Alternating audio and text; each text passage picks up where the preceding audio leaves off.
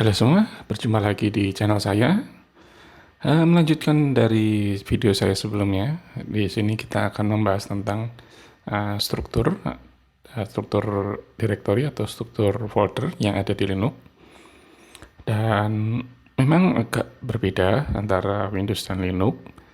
Di sini sudah saya lihatkan ini adalah folder atau struktur dasar dari Linux. Umumnya ada bin, etc, sbin, user, var, dev, home, dan lainnya. Tentu semua folder-folder ini memiliki fungsi dan kegunaannya masing-masing. Oke, sebagai informasi, untuk video kali ini saya hanya akan membahas tentang folder basic atau folder yang mungkin umum digunakan untuk atau oleh user yang biasa. Maksudnya di sini hanya user pemakai lah. Jadi nggak akan ada apa istilahnya ya, modifikasi atau custom sampai sistem umpama sampai rebuild kernel dan lain sebagainya. Jadi saya hanya akan membahas yang sering umum dipakai dan bukan untuk customasi Linux. Oke, saat pertama kali menginstal, kalian mesti akan berpikir bahwa kalian akan diperlihatkan struktur modul atau struktur folder seperti ini. Nah, ternyata di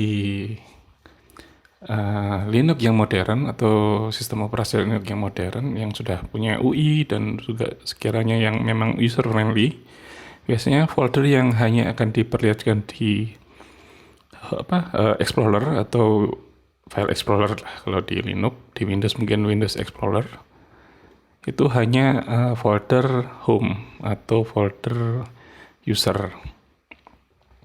Oke, selanjutnya jika kalian ingin melihat semua folder ini, kalian bisa masuk ke sistem, yaitu di drive untuk folder sistem. Nah, ini sini. Nah, kalian akan melihat struktur yang hampir sama dengan yang ada di gambar. Kita lanjut di home. Oke, di home ini adalah folder yang paling sering kalian akan gunakan. Di sini kalau kalian menggunakan Windows, itu setara dengan yang ada di sini. User, nah ini dia. Di sini saya hanya punya tester. Nah, ini dia. Dia ada di drive C. Kemudian letaknya di sini. Oke. Disinilah letak mungkin agak mirip di punyanya Windows dan Linux, hanya letaknya mungkin berbeda. Untuk directory home ini sebenarnya kalian bisa memisahkan. Disinilah bedanya antara Windows dan di Linux. Ya, ini dia. Di sini saya punya dua drive. Yang pertama sistem, yaitu cuma 120 GB. Dan kedua adalah data yang 1 tera besarnya.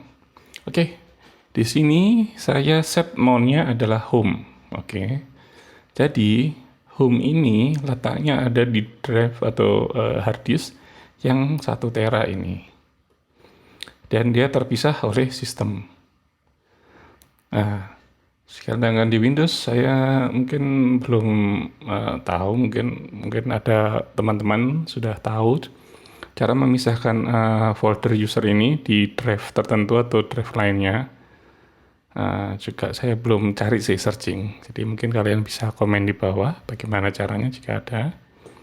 Oke, keunggulannya jika kita memisahkan drive ini, sebelumnya mungkin di Windows untuk mengakali seperti ini kalian bisa langsung menggunakan tambahan hard disk, jadi kan ada drive D biasanya, jadi kalian langsung menyimpan data di situ. Hampir sama dengan yang ada di Linux, di mana home saya pindahkan ke drive atau hard disk yang lain. Hanya bedanya di Linux settingan pribadi atau ibaratnya personal setting yang ada di aplikasi dan di mungkin juga di OS-nya juga semua disimpan di dalam folder directory home ini, atau maaf, directory home atau folder home ini. Jika kalian membuka hidden, maka kalian akan melihat folder config dan juga folder dengan nama aplikasi. Di situ seperti Mozilla ini, dia menyimpan extension dan mungkin profile kalian. Jadi ke depan saat kalian melakukan formatting atau pindah distro, tapi dengan environment KDE, sementara ini saya masih pakai KDE yang saya testing. Kalian nggak perlu lagi nyeting manual lagi atau menyeting satu-satu aplikasi kalian. Jadi kalian tinggal di sini saat formatting atau instalasi, kalian arahkan driver ini adalah yang hard disk ini sebagai home, dan jangan diformat. Jika kalian format, data kalian tetap akan hilang. Oke. Nah, setelah instalasi selesai, kalian memang perlu menginstal kembali aplikasi, tapi dengan settingan yang ada sebelumnya. Oke, selanjutnya perbedaan yang paling mencolok di Linux itu adalah drive atau driver atau ibaratnya inilah. Di Windows kalian akan mengenal namanya disk atau drive itu, yang ada logo C dan D, E, F dan lain sebagainya. Di Linux tidak mengenal ini, tapi mereka akan memount ke folder. Maaf, saya buka dulu gambarnya. Oke, biasanya mereka akan memount di drive mount ini, atau tergantung dari distro yang kalian pakai. Biasanya di dev ada juga, biasanya juga di mount. Jadi tergantung distro.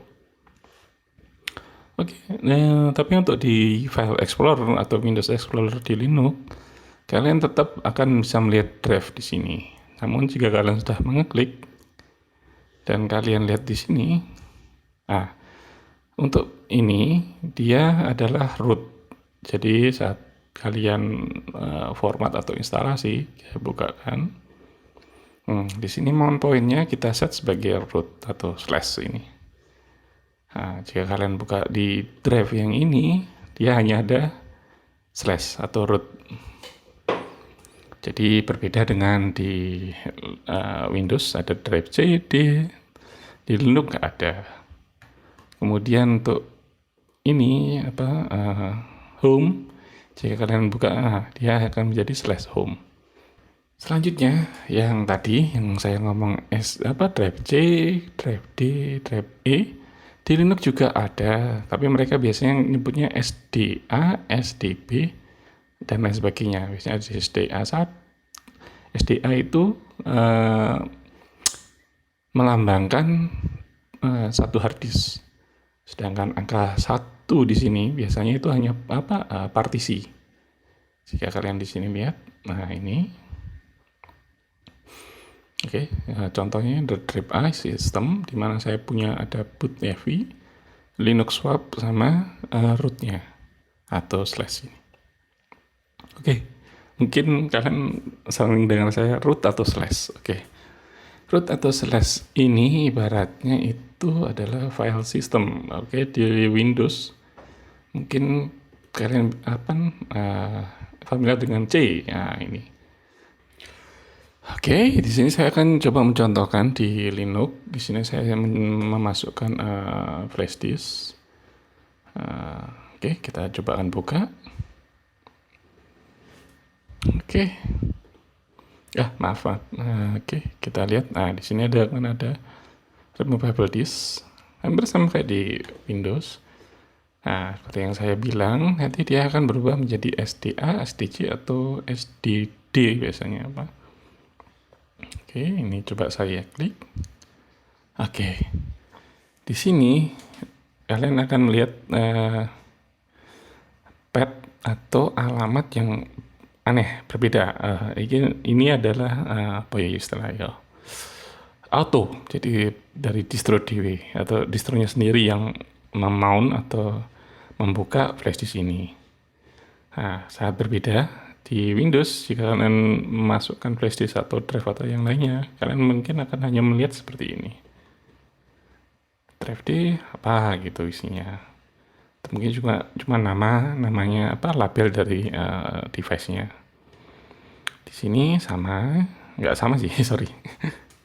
Oke, di sini jika kalian klik lagi, nah kalian akan lihat ada run media, nama usernya, dan ini ada kode mungkin apa istilahnya ya, kode dari sistem lah. Tapi jika kalian melihat dari sisi sistem, sebentar saya refresh dulu dari anunya, edit, kita refresh device. Oke, nah kalian akan lihat ada nama SDC. Ini adalah flash disk kita. Oke, di Linux pertama kali ya kalian memasukkan drive atau flash disk atau hard disk eksternal atau hard disk yang lain, umumnya akan kedetek atau disimpan di pad ini, atau misalnya ada folder dev. Kita coba buka. Nah, ini dia, ada SDA, SDB, SD, dan terakhir ada SDC. Ini dia SDC. Nah, jika kalian lihat, sama kan? Oke, dan kenapa logonya ini? Ini adalah ini adalah pembacaan dari Linux.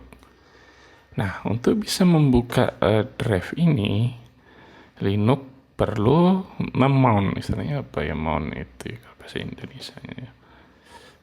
Mengelut atau istilahnya membuka lah, biar gampangnya, di folder lain. Jadi oleh sistem, file-file ini kemudian akan dimount atau dibaca oleh Linux di folder lainnya, yaitu kalau di Manjaro dia ada di run. Di run kita klik, kita buka, ada run media dan lain sebagainya, terus kodenya apa. Dan ini adalah dalam dari flash disk atau drive tersebut. Oke. Itu yang pertama. Itu perbedaan antara Windows driver atau drive yang basic JDE dan lain sebagainya. Di Linux juga sama, tapi jika sistem baca dia adalah SDC, SDA dan lain sebagainya. Hanya saat di file folder dia berubah menjadi mount folder tersebut. Untuk folder-folder lainnya yang menurut saya mungkin ini lebih sering digunakan jika kalian melakukan customasi sistem. Jadi kalian ingin mengubah sistem apa, nambah apa aplikasi atau aplikasi yang nggak ada di repo atau gimana, kalian perlu melakukan akses ke folder-folder ya, seperti var, sbin, etc, bin. Ini sering dilakukan. Namun, jika kalian hanya pengguna user dan hanya menggunakan, umumnya kalian akan sering menggunakan di home directory atau folder home. Ini lebih kalian sering di sini. Mungkin folder home ini adalah folder yang akan sering kalian gunakan. Jadi untuk folder-folder yang lain, jika kalian memang berharap untuk dijelaskan juga, kalian bisa komen di bawah dan saya akan membuatkan video lain yang akan membahas total atau membahas mungkin sebagian dulu, atau saya pisah-pisah per part tentang masing-masing folder yang ada di Linux ini dan apa aja kegunaannya dan bagaimana cara konfigurasinya. Oke. Untuk video berikutnya kita akan coba menginstal Manjaro ya dengan desktop performance KDE di virtual PC. Mungkin itu juga akan bisa kita gambarkan lah bagaimana cara menginstal Linux di sistem atau komputer yang kalian akan gunakan. Oke, sekian dulu. Terima kasih dan sampai ketemu di pertemuan berikutnya atau di video berikutnya. Terima kasih.